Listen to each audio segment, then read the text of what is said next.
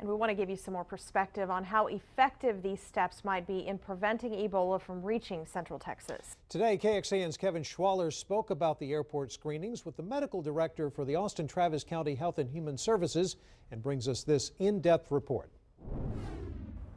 The threat of Ebola has Austin-Travis County Medical Director Philip Wong and others working extra hours. I think it's a very scary situation, but it's very unlikely that there would be, cases here. But we want to be prepared. New airport checks are adding what Wong says is another layer of security. There are certainly scenarios where this can provide some additional protection. Still, the CDC says the man who died in Dallas, Thomas Duncan, did not show symptoms until days after landing in Dallas.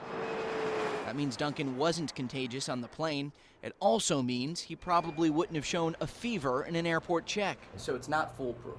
Right. I mean, and it's been mentioned, as long as there is a continuing ongoing infection in the situation in West Africa, it is really, we can't bring it down to zero risk. Wong and other doctors are working to get the risk as close to zero as they can get it.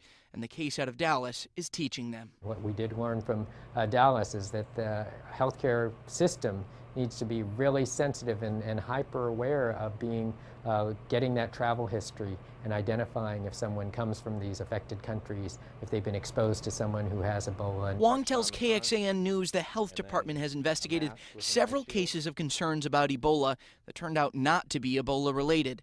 But the reports alone show precautions, at least in those cases, are working.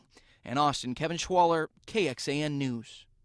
And right now at KXAN.com, you can find much more information, including a list of Ebola symptoms, how it's treated, and a timeline showing Ebola outbreaks through the decades.